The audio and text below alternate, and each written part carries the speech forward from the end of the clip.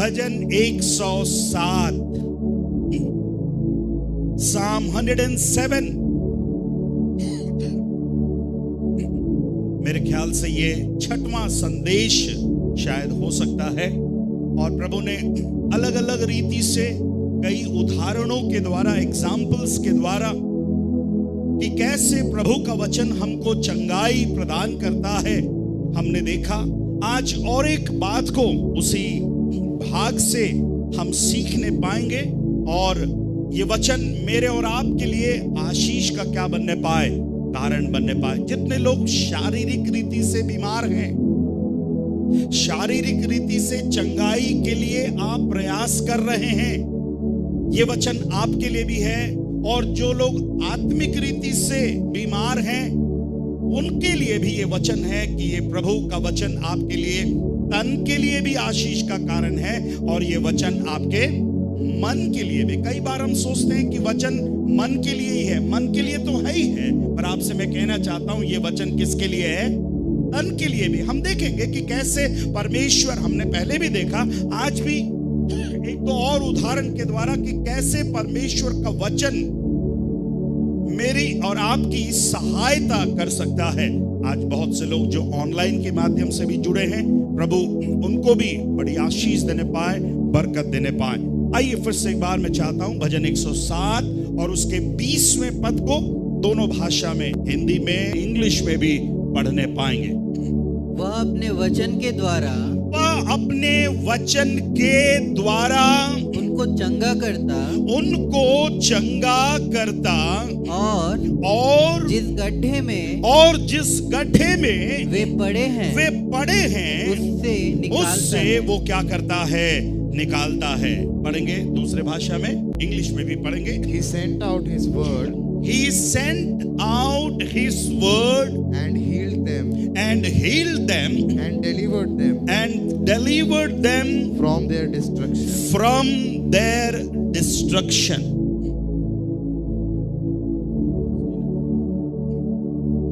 मैं जब बोलूंगा पढ़ना निकाल करके।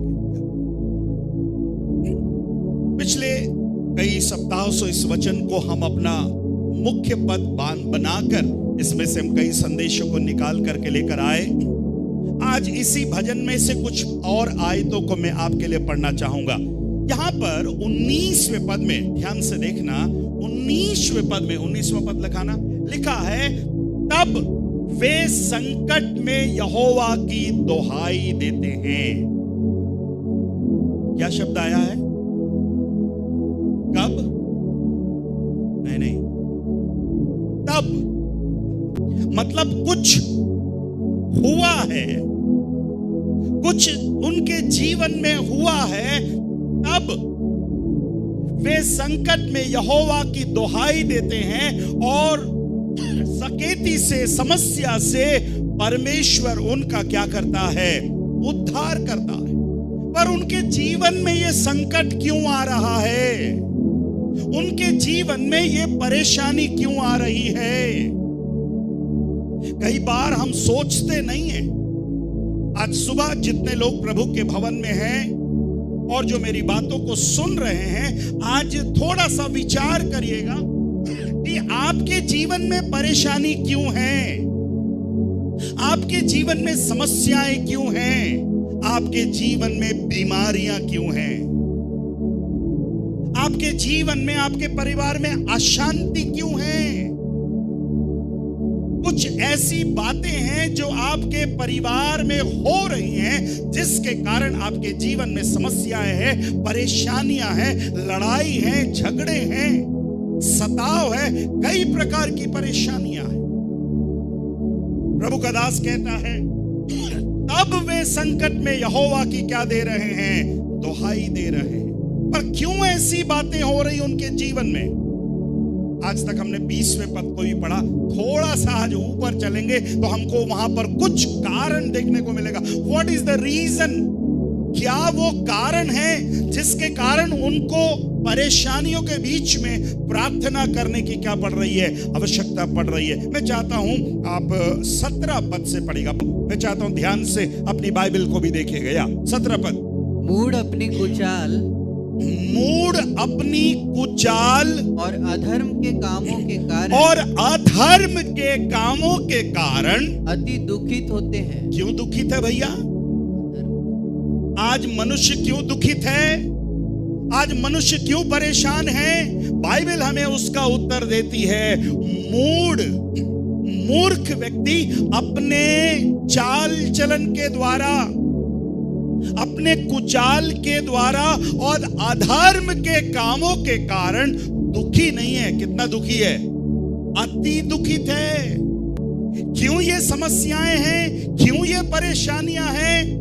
और बाइबल हमें बताती है, अपने गलत चाल चलन के द्वारा, अपने मूर्खता के कारण और अधर्म के कामों के कारण मनुष्य क्या है? अति दुखित है। उसके जीवन में समस्याएं और परेशानियां हैं। 18 पद भी पढ़ी, इंग्लिश में हमने नहीं पढ़ा, इंग्लिश में Some पढ़ी। of you हाँ were sick because हाँ, कौन सा मैसेज बाइबल से पढ़ रहा है? ओके, पढ़ना, फिर से पढ़ना। some of you Some of you were sick because were sick because you lived a bad life. you lived a bad life. ये मैसेज बाइबल का अनुवाद है।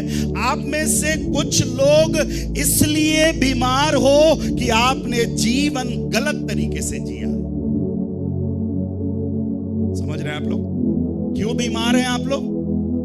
क्योंकि आपने जीवन सही तरीके से नहीं जिया, इसलिए आप अपने जीवन में बीमार हैं। कहता है some of you were sick because you would lived a bad life. हाँ, Your body is feeling your body is feeling the effects of your sin. your body is feeling the effects of your sin. तुम्हारे पापों के कारण।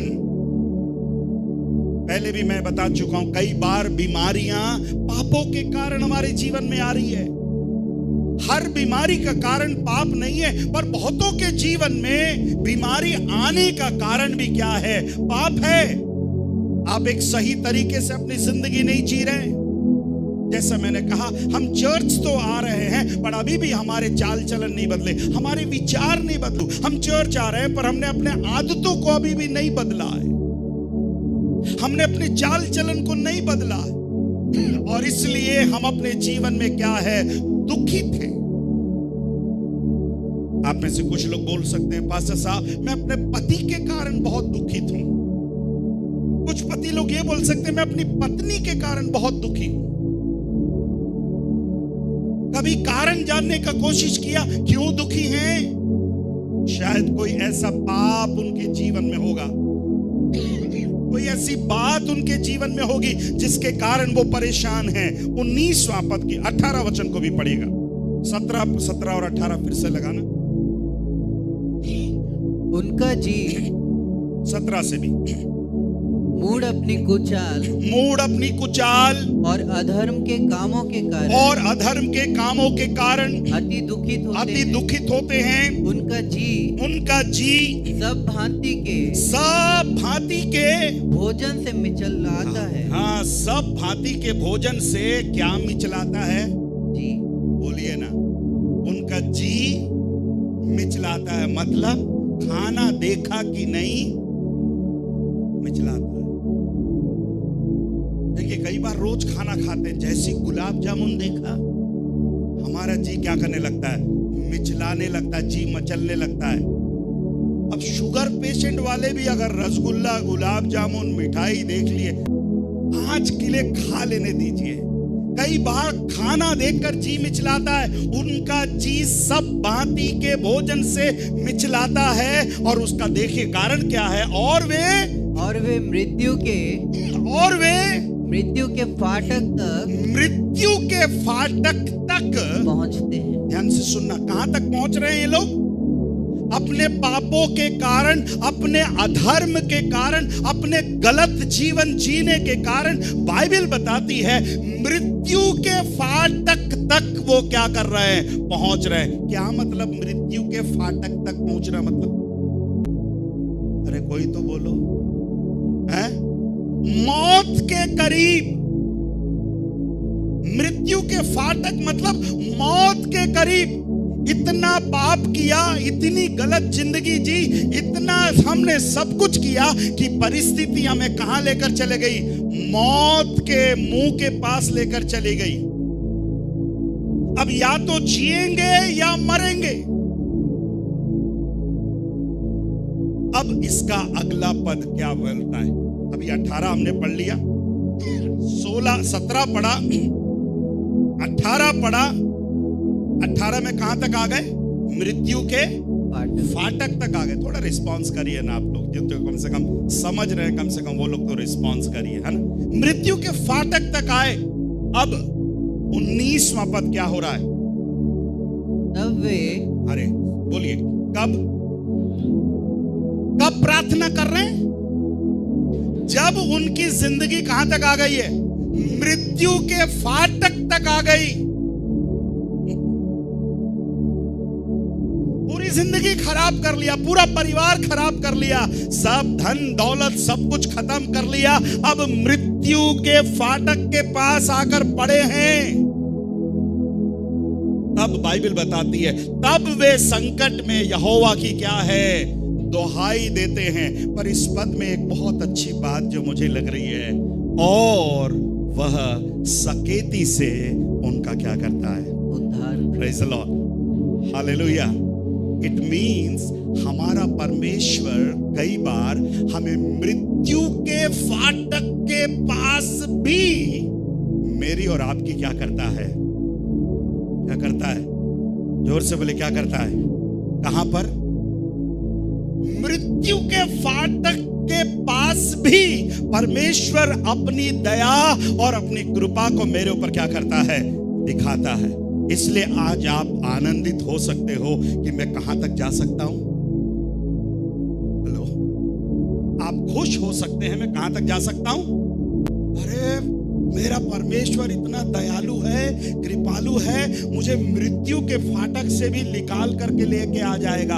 अगर मेरा kidney भी खराब हो जाए, लीवर भी खराब हो जाए, कोई बात नहीं, प्रभु वहां से भी बचा लेगा। कोई गारंटी नहीं है। इसलिए सुधर जाइए। यस, मेरा परमेश्वर दया करने वाला परमेश्वर है, बचाने वाला परमेश्वर है। और इस पद में लिखा है कि परमेश्वर अपनी दया और अपनी करुणा को क्या है? करता है। पहली बात हमने देखा, वह उनका क्या करता है?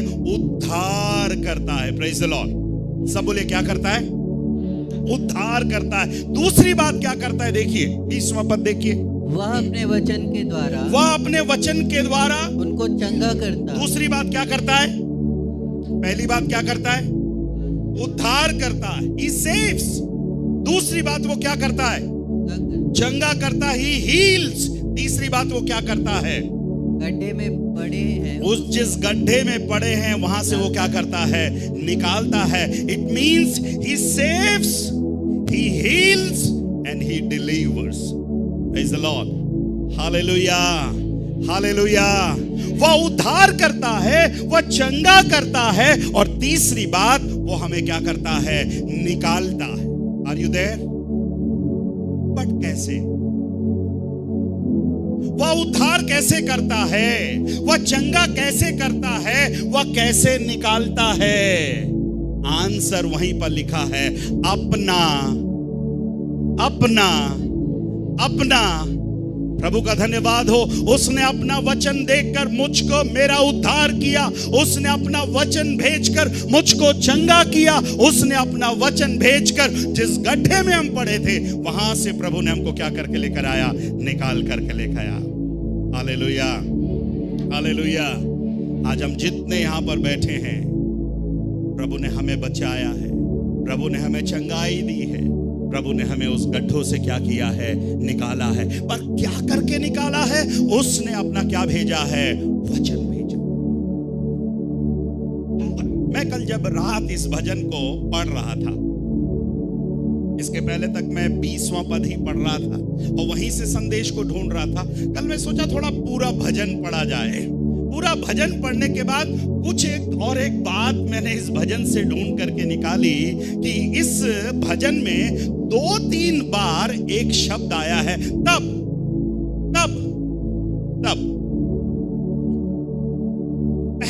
देखिए कहां पर आया पहला तब। चौथा पद को देखिएगा, चौथा पद को पढ़िए, 4 और 5। वे जंगल में वे जंगल में मरुभूमि के मार्ग पर भटकते फिरे और कोई बसा हुआ नगर ना पाया। अरे ये हमारे बाप दादों की हालत थी। जंगल में मरुभूमि में भटकते फिरे, कोई भी बसा हुआ नगर उन्होंने ना पाया। भूख और प्यास के मारे वे विकल हो गए। मतलब भूख और प्यास के मारे परेशान हो गए, निराश हो गए। और तब अरे और एक तब आ गया भैया। क्या आ गया भैया? कब? ये तब कब आया? भूख और प्यास के मारे जंगल में भटक रहे हैं, कोई बसा हुआ नगर उनके पास नहीं है। तब उनको याद आया और लिखा, तब उन्होंने संकट में यहोवा की क्या दी? दुहाई दी। आज कितने परिवार हैं समय रहते सुधर नहीं रहे। पास्टर साहब बोल बोल कर थक गया, सुधर जाइए ब्रदर, सुधर जाइए सिस्टर, सुधर जाइए। और कई लोगों ने ठेका लिया, पास्टर साहब आप कितना भी चिल्ला के प्रचार कर लो, हम खालिस्तान भरिए हैं, हम तो नहीं सुधरेंगे, हम तो नहीं बदलेंगे।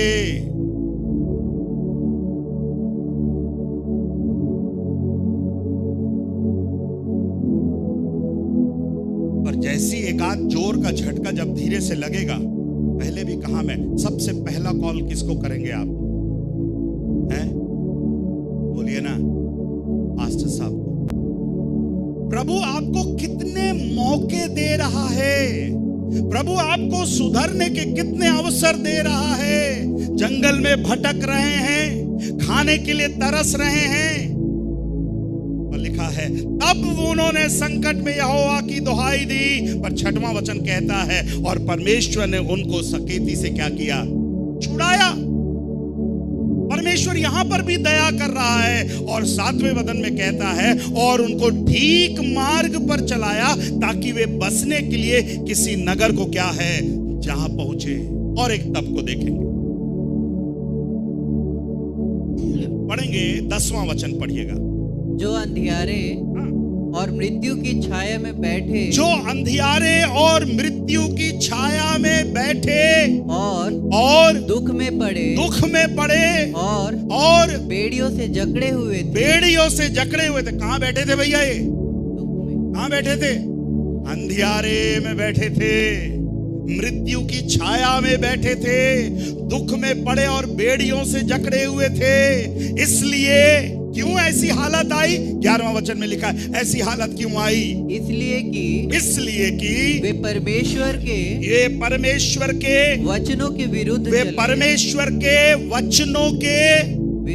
विरुद्ध चले। इधर मेरी तरफ देखिएगा, अगर कोई परमेश्वर के वचन के विरुद्ध चलेगा, उसकी हालत क्या होगी? लिखा है क्या होगी उसकी हालत? उसका जीवन अंधियारे में रहेगा, उसका जीवन मृत्यु की छाया में बैठेंगे, दुख में पड़े और बेड़ियों से क्या रहेंगे? जकड़े रहेंगे। कितने लोगों को समझ में आ रहा है?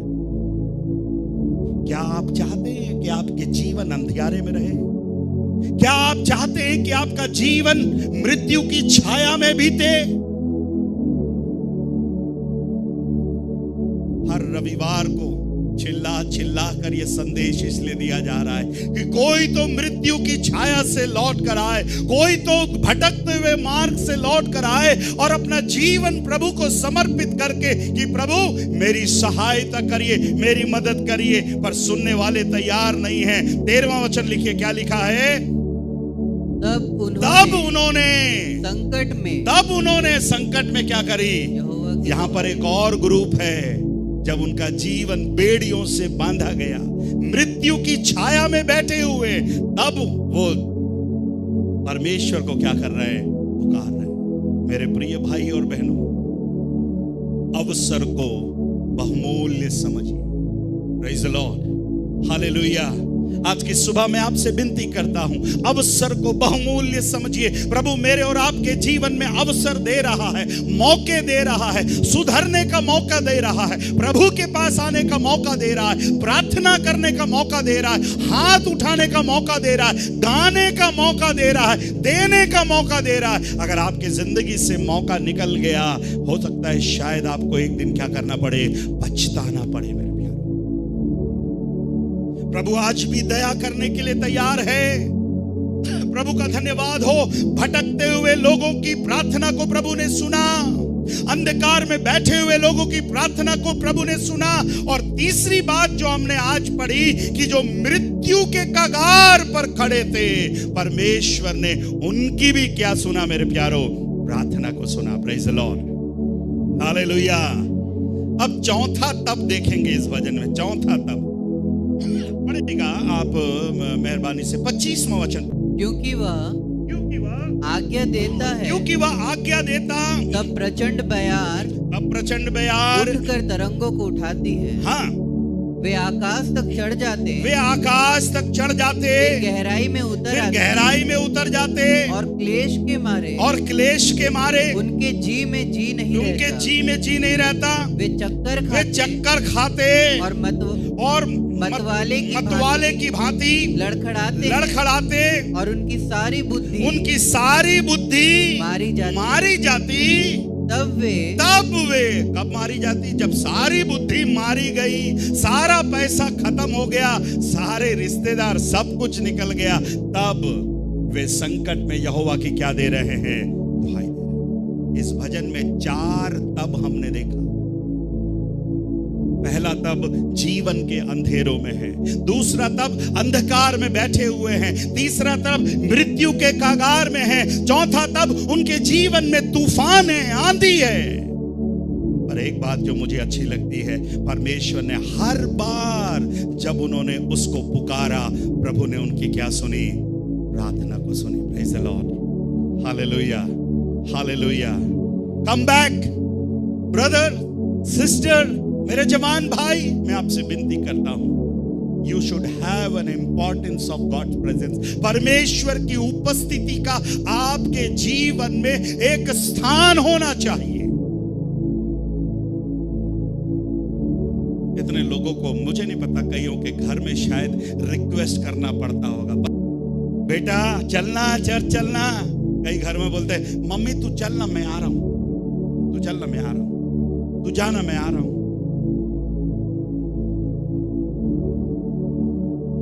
प्रभु आपको मौके दे रहा है, प्रभु आपको अवसर दे रहा है मेरे प्यारों। प्रभु का वचन कहता है, प्रभु अपने वचन को भेजकर प्रभु उनको क्या कर रहा है, चंगा कर रहा है। Praise the Lord, hallelujah. इन सब के जीवन में जो आंधी और जो तूफान था, हम देखते हैं इस आंधी और तूफान को दूर करने के लिए प्रभु ने क्या भेजा, बोलिए क्या भेजा, सब बोलिए ना, मिलकर बोलिए ना। कितने लोग चाहते हैं कि आपके जीवन में प्रभु का वचन पहुंचने पाए? प्रभु से बोलिएगा, प्रभु तेरे वचन की मेरे घर में जरूरत है, तेरे वचन की मेरे नौकरी में जरूरत है, तेरे वचन की मेरे परिवार में जरूरत है, तेरे वचन की मेरे जिंदगी में जरूरत है। और प्रभु का धन्यवाद हो, वो उद्धार करने वाला परमेश्वर है, वो चंगा करने वाला परमेश्वर है, और जिस गड्ढे में पड़े हैं उस गड्ढे से क्या करने वाला है, निकालने वाला परमेश्वर है। ताली बजाकर प्रभु को धन्यवाद। Hallelujah, hallelujah. और एक पद मैं पढ़वाना चाहूंगा, नीति वचन की पुस्तक, उसका 4वां अध्याय। आपके शरीर के लिए एक मेडिसिन आज आप लेकर के जाइए। प्रेज़ द लॉर्ड, है ना। आज अपने शरीर के लिए, आपके पूरे शरीर के लिए एक दवा आज आप लेकर के जाइए। और ये कौन सी दवा है? सुलेमान कहता है इस दवा को हर एक विश्वासी को प्राप्त करना चाहिए। पढ़ेंगे 20वें पद से, पढ़िए। हे मेरे पुत्र, हे मेरे पुत्र, मेरे वचन ध्यान धर के सुन। अगर वो हे मेरे पुत्र कह रहा है तो कौन बातें कर रहा है? बाप बातें कर रहा है। किससे बातें कर रहा है? बेटे से बात कर रहा है। माय डियर सन, मेरे पुत्र है, मेरे बेटे, मेरे वचन कैसे सुन, ध्यान धर के सुन, और अपना कान किसकी बातों पर लगा, मेरी बातों पर लगा। Praise the Lord, hallelujah. आज जितने बच्चों ने जो वचन आज पढ़ा, उसमें एक वचन उन्होंने कोट किया, क्या ही धन्य है वह पुरुष जो दुष्टों की खालिस्तान भरी है। क्या ही धन्य है वह पुरुष जो दुष्टों की युक्ति पर नहीं चलता, पापियों के मार्ग में खड़ा नहीं होता। तो धन्य पुरुष क्या करता है, वो अपने परमेश्वर के वचनों को कैसे सुनता है, ध्यान धर के सुनता है। Praise the Lord, hallelujah. आज सुबह आप कितने लोग ध्यान धर के सुन रहे हैं? हम कितना ध्यान धर के सुन रहे हैं? आप परमेश्वर के वचनों को कितना ध्यान धर के सुन रहे हो? क्या फायदा होगा? प्रभु का दास कहता है, फायदा है, अपने मेरे वचन ध्यान धर के सुन और अपना कान मेरी बातों पर क्या है, लगा। आज की सुबह मैं आपसे कहता हूं, आपके कान किसकी बातों की ओर लगा रहे हैं? अगर आप किसी की बातों को इतना ध्यान से सुनेंगे, आपका प्रार्थना खत्म हो जाएगी, आपका मसीही जीवन खत्म हो जाएगा। इफिसियों की पत्री उसका 5वां अध्याय और उसके 4थे वचन को पढ़िएगा। थोड़ा 3 से पढ़िएगा तो हमको 4 भी समझ में आएगा। 3 और 4, तीसरा और चौथा पद देखिए। क्या सुनना है, किसकी सुन रहे हैं, और सुनने के कारण क्या हो रहा है? क्या कहता है पौलुस? जैसा पवित्र लोगों के योग्य है, जैसा पवित्र लोगों के योग्य है, वैसा तुम में व्यभिचार और किसी प्रकार के अशुद्ध काम या लोभ की चर्चा तक न हो। आगे पढ़िए, चौथा पद। और ना निर्लज्जता, ना मूढ़ता की बातचीत। हाँ, कौन सी बातचीत? मूढ़ता की बातचीत, ना ठट्ठे की। हाँ, इंग्लिश में क्या शब्द है मूढ़ता की बातचीत को?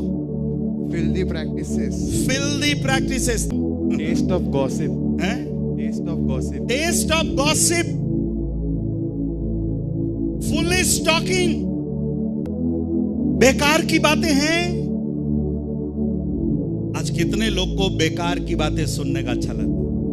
अरे क्या है, हर पास्टर से इधर ही गपशप मारने गया तो कितना अच्छा लगता है गपशप उनको। मैं नहीं कह रहा हूं, पौलुस कह रहा है, और ना निर्लज्जता और ना मूढ़ता की बातचीत, ना ठट्ठे की बातचीत, क्योंकि ये बातें शोभा नहीं देती। बोलिए ना, क्योंकि ये बातें शोभा नहीं, जोर से बोले, क्योंकि ये बातें शोभा नहीं देती। कौन सी बातें शोभा नहीं देती? मूर्खता की बातें, निर्लज्जता की बातें, किसी को नीचा दिखाने की बातें शोभा नहीं देती। वरन क्या सुना जाए? वरन धन्यवाद ही क्या किया जाए? सुना जाए। सुलेमान कह रहा है, हे मेरे पुत्र, परमेश्वर की बातों को कैसे सुनना? ध्यान धर के सुनना। Praise the Lord, hallelujah, hallelujah, hallelujah. मेरे प्रिय भाई और बहनों, परमेश्वर के वचन को ध्यान धर के सुनिए। पता नहीं ये बातें हमें कल मिले या ना मिले। परमेश्वर की बातें परमेश्वर की उपस्थिति में ही मिलती है। लौट कर आ जाए जल्दी से, 4थे अध्याय में लौट कर आ जाए। और अपना कान मेरी बातों पर लगा। इनको अपनी आंखों की ओट ना होने दे, वरन अपने मन में धारण कर, क्योंकि जिनको ये प्राप्त होती है, वे उनके जीवित रहने का और उनके सारे शरीर के चंगे रहने का क्या है? कारण होती क्या है? क्या फायदा मिल रहा है? क्या लेने से फायदा मिल रहा है शरीर को? किसके द्वारा शरीर को फायदा मिल रहा है? जो बोलिए, वचन के द्वारा। कई बार हम सोचते हैं, इसलिए मैंने कहा ये वचन हमारे शरीर को भी क्या दिला रहा है? फायदा दिला रहा है। ये वचन आपको कितना फायदा दिला है? हाथ उठाकर दिखा। इस वचन से मुझको फायदा हुआ है, मुझे वचन से फायदा हुआ है। आपका हाथ देखना चाहता हूं। अगर ये फायदा नहीं हुआ है मतलब कुछ ना कुछ गड़बड़ है।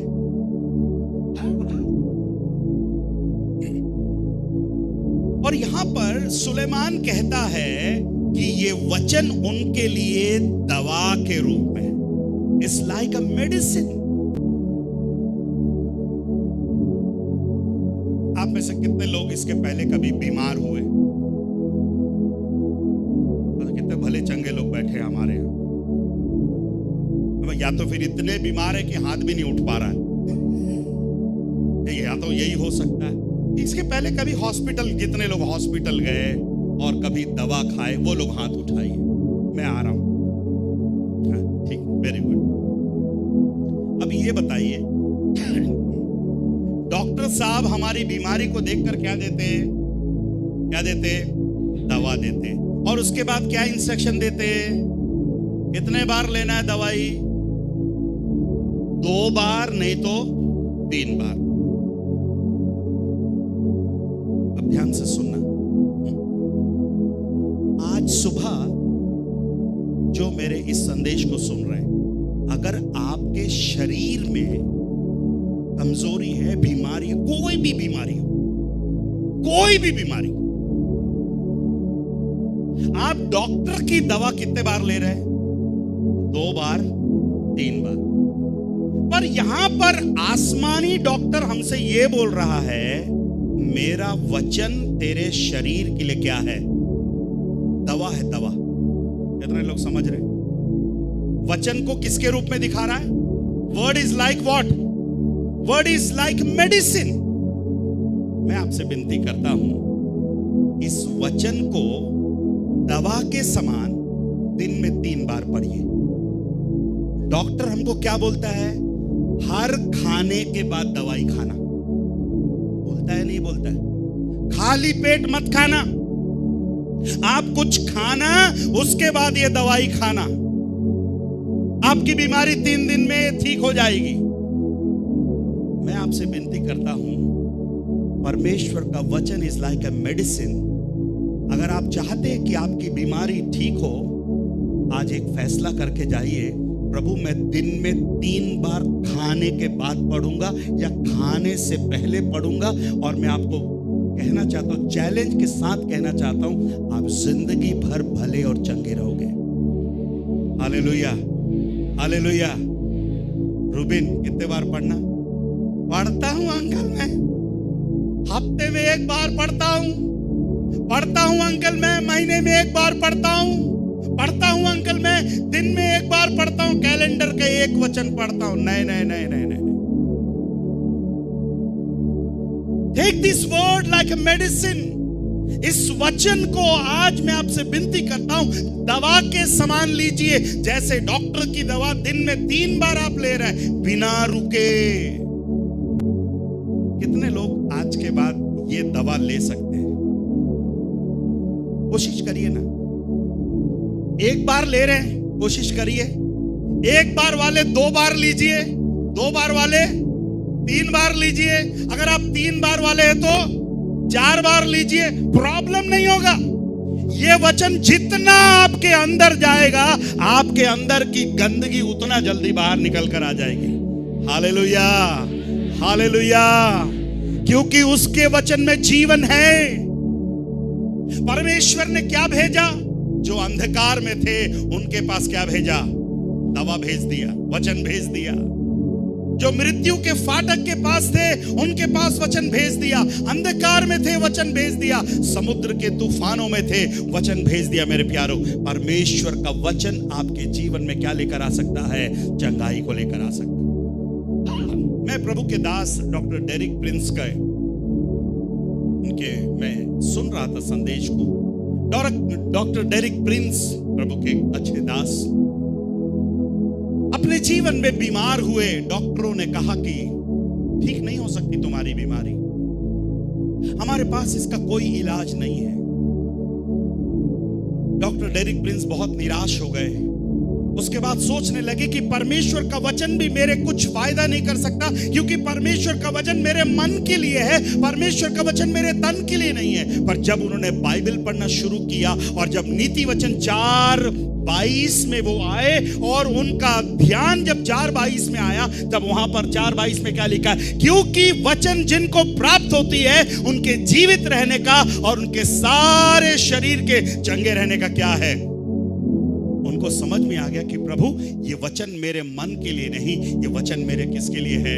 मेरे तन के लिए भी है। और उन्होंने दिन में 3 बार पढ़ना शुरू किया और उन्होंने कहा कि कई वर्षों तक अपने जीवन में वे भले और चंगे रहे। Hallelujah, hallelujah, hallelujah. अपने पड़ोसी को बोलिएगा, आप कुछ पढ़ते क्यों नहीं? अपने पड़ोसी को बोलेगा, आप कुछ लेते क्यों नहीं? हमने कितनी सलाह दिया ना, होम्योपैथिक लीजिए ना, होम्योपैथिक। वो चेहरे का एक्सप्रेशन भी, होम्योपैथिक लीजिएगा ना, कुछ नहीं कर सकते आप। आलू भट्टा तेल खट्टा नहीं खाने का, बाकी दबा के खाने का।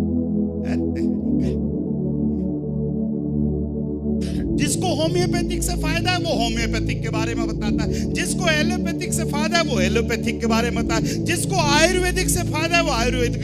पर आज तक किसी ने ये नहीं बताया, ऋतु वचन थोड़ा ज्यादा पढ़ना, वचन थोड़ा ज्यादा पढ़ना, अपनी खुराक थोड़ी बढ़ा लो ना। है देबोरा, अपनी खुराक थोड़ा बढ़ा लो, अपने डाइट को थोड़ा बढ़ा लीजिए। हमारे जो दवा आप बाहर से खरीद रहे हैं ना, वो महंगा है। वो महंगा है कि सस्ता है? जितनी बड़ी बीमारी उतना महंगा इलाज। जेम्स ब्रदर का बेटा अभी जो एक्सपायर्ड हुआ, खत्म हुआ, मैंने पूछा ब्रदर कितना पैसा खर्चा हुआ? बोले 4-5 हॉस्पिटल में 6 लाख रुपया खर्चा हुआ। 6 लाख रुपया एक हफ्ते के अंदर 6 लाख रुपया खर्चा हुआ। कितना महंगी है दवाइयां। मास्टर साहब मेरे पास आयुष्मान कार्ड है। एक आयुष्मान कार्ड में एक बार जाना, ना आयुष बचेगा ना मान बचेगा।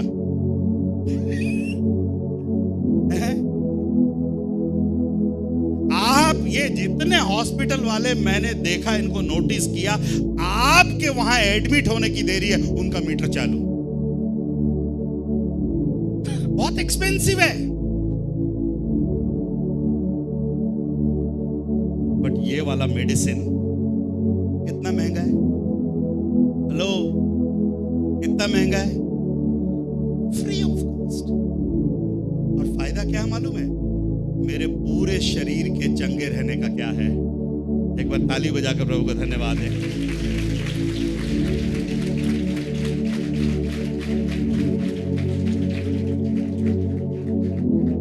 हम में से कई लोग हैं, अब ध्यान से सुनिए, हम में से एक बार अपना बाइबल उठा करके दिखाइए, अच्छे से उठाओ। Very good. अब देखिए, ध्यान से सुनिए। सब लोग मेडिसिन लेकर घूम रहे हैं। हम लोग मेडिसिन लेकर घूम रहे हैं। हमारे पास तेलुगु मेडिसिन है, हमारे पास हिंदी मेडिसिन है, हमारे पास इंग्लिश मेडिसिन है, बट हैं खाते नहीं, किसी को देते भी नहीं। हम बीमार रहेंगे, दूसरों को भी हम बीमार देखेंगे। आज रियली मैं आपसे मजाक नहीं कह रहा हूं, जितने लोग बीमार हैं ना, शुगर, सर दर्द, पैर दर्द, कमर दर्द, आज थोड़ा खुराक बढ़ाइए 3 बार। अब ये मत पूछना खाने के बाद खाऊं कि खाने से पहले खाऊं।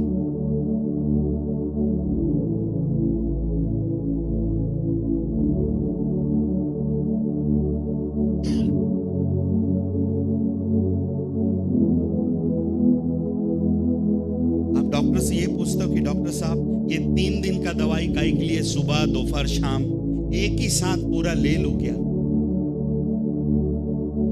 एक ही साथ पूरा ले लूं क्या? डॉक्टर बोलेगा ले ले, फिर अपन मिलेंगे बाद में उधर।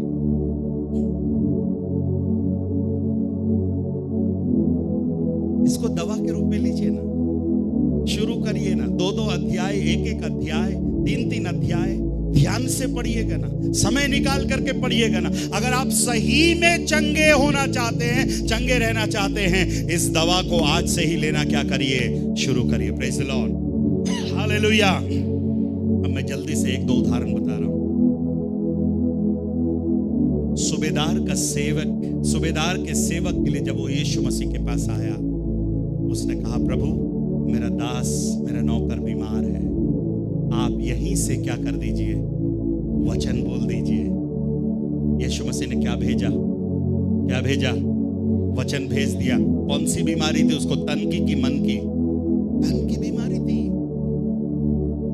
उसको तन की बीमारी थी। और प्रभु का धन्यवाद हो, जैसे यीशु मसीह ने वचन को भेजा, क्योंकि हमने भजन में पढ़ा, वह अपना वचन भेजकर, वह अपना वचन क्या करता है, भेजता है। Praise the Lord. वो अपना वचन बेचता नहीं है, वो अपना वचन क्या करता है, भेजता है। He doesn't sell his word, he sends his word। वो अपने वचन को भेजता है मेरे प्यारे। दूसरा एग्जाम्पल मैं पढ़वाऊंगा नहीं, दूसरा एग्जाम्पल यीशु मसीह का दूसरा अद्भुत कार्य। पहला अद्भुत कार्य कौन बताएगा, यीशु मसीह का? इधर वाले बताइए, यीशु मसीह का पहला अद्भुत कार्य। कितनी शांति है यहां, है? तुम लोग को थोड़ा डोज बढ़ाने की जरूरत है। पहला अद्भुत कार्य, पानी को क्या बनाया, आप बताइए? पहला अद्भुत कार्य, दाखरस को पानी बनाया। हालेलुया।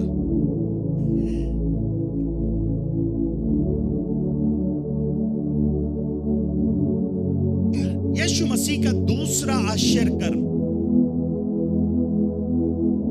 राजा का कर्मचारी बीमार था, तो यीशु मसीह के पास आया, प्रभु जल्दी चलिए। पढ़ेंगे उस बात को, यूहन्ना रचित सुसमाचार 4 अध्याय, यूहन्ना रचित सुसमाचार 4 अध्याय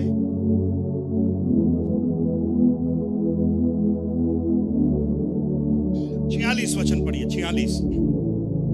तब वह, हाँ जल्दी पढ़ना बेटा। तब वह फिर गलील के हाँ काना में आया, हाँ पढ़ते जाओ, जहाँ उसने पानी को दाखरस बनाया था। हाँ वहाँ राजा का एक कर्मचारी था, वहाँ राजा के एक कर्मचारी था, जिसका पुत्र कफरनहूम में बीमार था। राजा का कर्मचारी है, उसका पुत्र कफरनहूम में बीमार था। वह यह सुनकर हाँ यहूदियों से गलील में आया है, उसके पास गया और उससे विनती करने लगा कि चलकर मेरे पुत्र को चंगा कर दे। इधर देखिएगा, वो बोल रहा है चलकर मेरे पुत्र को क्या कर दे, चंगा कर दे, क्योंकि वह मरने पर था। इधर देखिए किस कंडीशन में था, बोले किस कंडीशन में था, मरने की कगार पर था, कब मरेगा पता नहीं।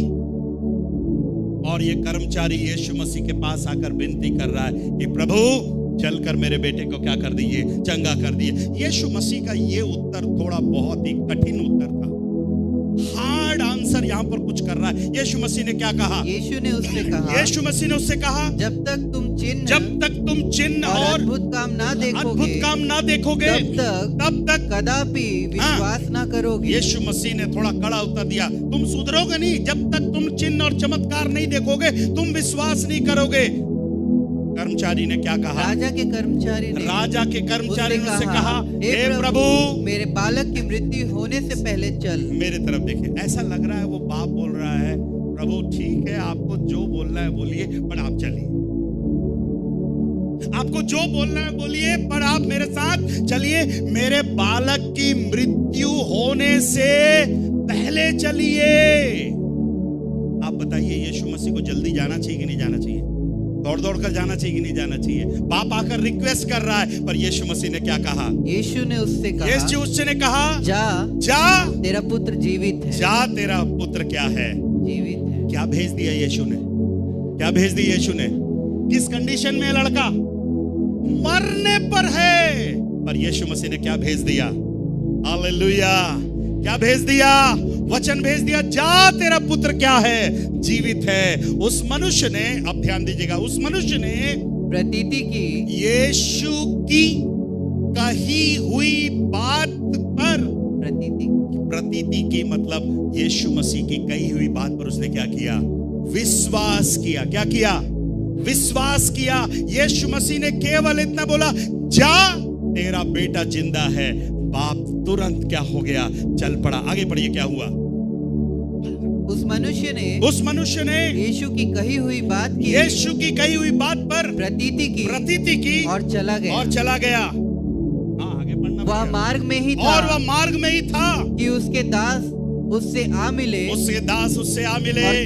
कहने लगे तेरा लड़का जीवित है। अरे तेरा लड़का जिंदा है। ये लड़का जो मरने पर था, उन्होंने कहा तेरा लड़का जिंदा है। उसने उनसे पूछा किस घड़ी वह अच्छा होने लगा। अरे ब्रदर बताओ, वो कौन सा टाइम था, वो कौन सा पल था जब मेरा लड़का चंगा हुआ।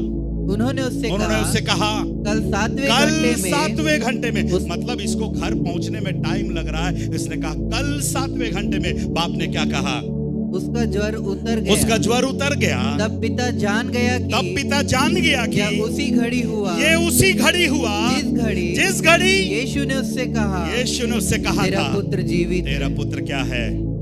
हालेलुया, अच्छा वाला हालेलुया, हाथ उठाकर हालेलुया। किस कंडीशन में था और किस कंडीशन में आ गया, और इस कंडीशन को किसने बदल दिया, यीशु मसीह के वचन। आपके हाथ में जो दवा है, जो मेडिसिन है, जो बाइबल है, आपकी कंडीशन को बदल सकता है। Praise the Lord. आप सुन रहे हैं, आपकी कंडीशन को बदल सकता है।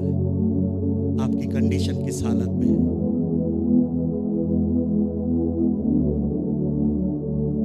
अगर आप आज विश्वास करने के लिए तैयार हैं, यीशु ने सूबेदार के नौकर की कंडीशन को बदल दिया। मेरे प्यारों, यीशु मसीह ने इस राजा के कर्मचारी के बेटे के कंडीशन को बदल दिया। वही प्रभु आज मेरे और आपके भी कंडीशन को क्या कर सकता है, बदल सकता है। Praise the Lord. हाथ उठाकर बोलेगा, प्रभु मेरे कंडीशन को बदलिए, मेरे कंडीशन को बदलिए, मेरे पापा के कंडीशन को बदलिए। बोलिए, मेरे मम्मी के कंडीशन को बदलिए। कितने लोग चाहते हैं आपके मम्मी की कंडीशन बदलने पाए। बहुत सी मम्मियां बहुत झगड़ा करती, बहुत गाली देती हैं, पूछने भर की देरी है, एक एक मम्मी निकल कर आएगी हैं। इधर तो बहुत किसको लग, अरे बाप रे, ये माँ लोग को घर में देखने का। हेलो हैं, आप लोग इतना दूध के धुले हुए बैठ रहे हैं यहाँ पर। मैं जानता हूं आज कई माँ लोगों की कंडीशन बदलनी है, कई पापा लोग की कंडीशन बदलनी है, कई बेटे लोग की कंडीशन बदलनी है, कई बेटी लोग की कंडीशन बदलनी है। और ये कंडीशन प्रभु का वचन क्या कर सकता है, बदल सकता है। 2 एग्जाम्पल मैंने दिया। प्रभु ने अपना वचन भेजकर सूबेदार के सेवक को चंगा किया। प्रभु ने अपना वचन भेजकर राजा के कर्मचारी को, बेटे को चंगा किया। एक और एग्जाम्पल पढ़कर मैं समाप्त करूंगा। मत्ती रचित सुसमाचार, माफ करिएगा, मत्ती रचित सुसमाचार 15 अध्याय, Gospel of Matthew chapter 15 verse 21। यहां से भी जल्दी से पढ़िए, समाप्त कर रहा हूं। यीशु वहां से निकलकर सूर और सैदा के प्रदेश की ओर गया। उस प्रदेश में से एक कनानी स्त्री और चिल्लाकर कहने लगी, हे प्रभु दाऊद की संतान मुझ पर दया कर, मेरी बेटी को दुष्ट आत्मा बहुत सता रहा है। वहां 2 मरने के कगार पर है। यहाँ एक माँ आई है जिसको बेटी को क्या लग गया है, जिसकी बेटी को क्या लग गया है, बोलिए, जिसकी बेटी को क्या लग गया है, दुष्ट आत्मा। जितनी बेटियों को मोबाइल छूट नहीं रहा है, ये मोबाइल वाला दुष्ट आत्मा है। लो, बहुत से बच्चों को कौन सा दुष्ट आत्मा लगा है, मोबाइल दुष्ट आत्मा।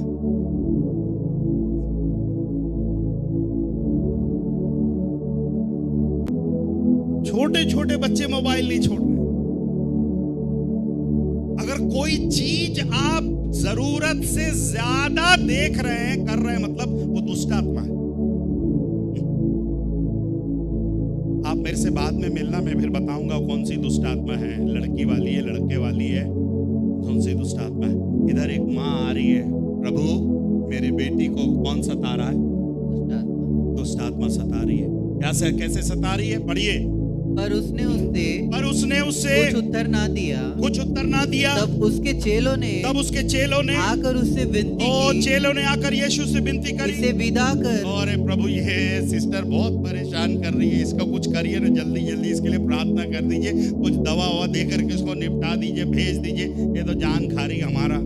हाँ, फिर क्योंकि वह हमारे पीछे चिल्लाती हुई आती है। उसने उत्तर दिया, इस्राएल के यीशु मसीह ने उस भाई को भी बड़ा अजीब सा उत्तर दिया, इस लेडी को भी यीशु मसीह ने बड़ा अजीब सा उत्तर दिया। समय नहीं समाप्त हो रहा, बड़ा अजीब सा आंसर किया। उस भाई ने भी बुरा नहीं माना, प्रभु का धन्यवाद, इस बहन ने भी बुरा नहीं माना। क्या हुआ? इस्राएल के घराने को खोई हुई भेड़ों को छोड़ मैं किसी के पास भेजा नहीं गया। पर वह आई और यीशु को प्रणाम करके कहने लगी, हे प्रभु मेरी सहायता कर। उसने उत्तर दिया, लड़कों की रोटी लेकर कुत्तों के आगे डालना अच्छा नहीं। बहुत कठिन बात है यीशु मसीह के द्वारा, पर उसने कहा सत्य है प्रभु, पर कुत्ते भी वह चूर-चार खाते हैं जो उनके स्वामियों के मेज से गिरता है। इस पर यीशु ने उसको उत्तर दिया। सुनिए मेरी तरफ देखिए। इस पर जब उस सिस्टर ने कहा कि प्रभु वो कुत्ते भी वो मेज से गिरी हुई चूर-चार को क्या है, इधर मेरी तरफ ध्यान से सुनना, मतलब ये बोल रही है, प्रभु अगर आपके पास पूरा रोटी नहीं है, पूरा खाना नहीं है, कोई बात नहीं, मैं चूर-चार भी ले जाने के लिए तैयार। लो, क्या ले जाने के लिए तैयार हूं? चूर-चार भी ले जाने के लिए तैयार हूं, क्योंकि इस बहन का विश्वास इतना था कि प्रभु उस चूर-चार में भी मेरी बेटी चंगी हो जाएगी। हालेलुया। वो कह रही है कि प्रभु कोई बात नहीं, प्रभु चूर-चार भी मैं आज लेने के लिए तैयार हूं। आज वो रोटी का टुकड़ा जो टेबल से गिर रहा है उसको भी मैं लेने के लिए तैयार हूं। मेरी बाइबल बताती है इस पर यीशु ने उसको उत्तर दिया, हे स्त्री, ध्यान से सुनना, हे स्त्री तेरा विश्वास बड़ा है। हालेलुया। हे स्त्री तेरा विश्वास बड़ा है। जैसा तू चाहती आज है। प्रभु बहुतों के बहनों के विश्वास को बढ़ाना चाहता है। कितने लोग चाहते हैं आपका विश्वास बढ़े? आपने सबको दिखाएगा, देख मेरा बड़ा घर, बड़ा अलमारी, बड़ा बैंक बैलेंस, कोई फायदा नहीं। प्रभु आपका क्या देखना चाहता है? बड़ा विश्वास। यीशु मसीह ने कहा, हे स्त्री तेरा विश्वास बड़ा है। अब देखिए यीशु मसीह क्या कर रहा है, जैसा तू चाहती है तेरे लिए वैसा ही हो। और उसकी बेटी उसी घड़ी से क्या हो गई? चंगी हो गई। ताली बजाकर प्रभु का धन्यवाद।